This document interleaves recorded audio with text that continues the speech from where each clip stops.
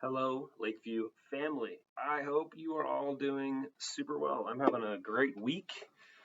It's the middle of the week, this midweek after our annual meeting and kind of Vision Sunday, which was this past Sunday, which is always exciting to look back, see the things that God has been doing, the ways that God is working in and through our community of faith, and to think about what's coming and what God is calling us to and how to continue to live into and out of our mission, which is to be disciples, love our neighbors, and make disciples. And I hope you are hearing good things. I hope you're hearing a sense of momentum and movement, and that we are just a people that God has brought together in this place at this time to pursue what it means to be like Jesus, and to do that together, and to be unified in that pursuit, and to do what the text of this past Sunday reminded us, which is to love not with just words or speech, but in action and in truth.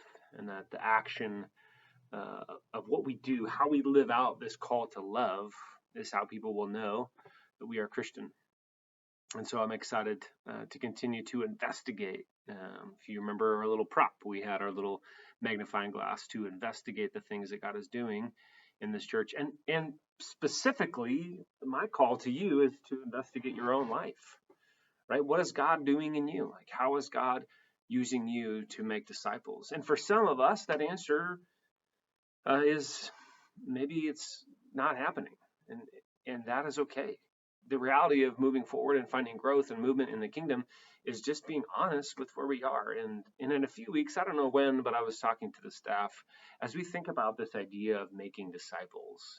There's a very clear moment in my life as a pastor on a staff at Nampa First. I remember clearly sitting. I know I can point to you where I was sitting in that room when we first heard, or at least for me, the first time hearing questions that the denomination was throwing around: who's discipling you, and who are you discipling?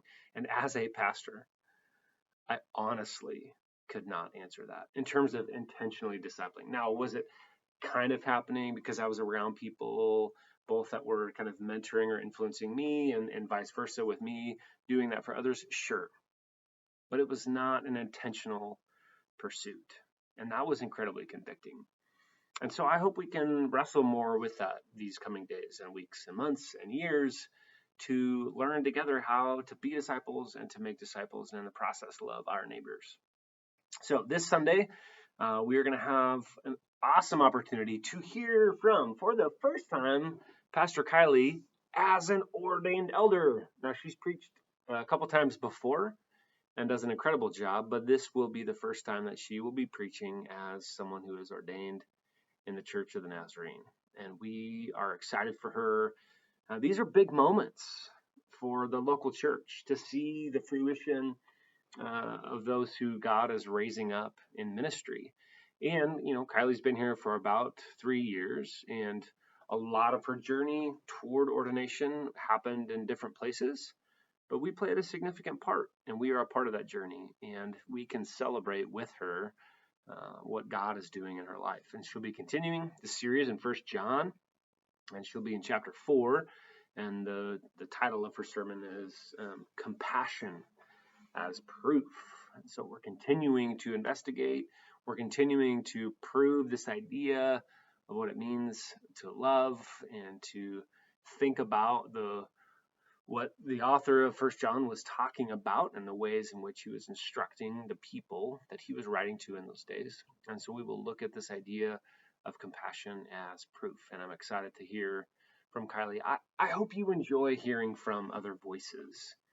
And I hold very dear the call to preach, and as pastor, the office of pastor, and what it means to be in that pulpit at Lakeview Church of the Nazarene.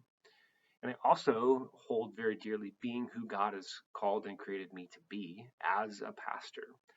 And a huge part of that is giving away that which God has blessed me with, and recognizing the privilege I have to hold this position, and the privilege that I have to stand in that pulpit, and the ways in which God is calling me to share that with people who have that same call but do not have the same access. And so I hope you will give a little latitude, and I hope you will uh, be excited when those times happen because it's a significant part, I believe, of my call, and I think a significant part of who we are as a local church in terms of equipping and empowering those ministers that God is raising up among us. So I look forward to Sunday. Tonight starts district assembly. It's Wednesday. Wednesday night begins the assembly. Kylie is ordained tomorrow night. The service is at College Church at 7 p.m. Thursday. I would invite you to show up if you have some time to do that and to celebrate with us. These are great days, church, and I am so excited to be a part of what God is doing among us. Blessings.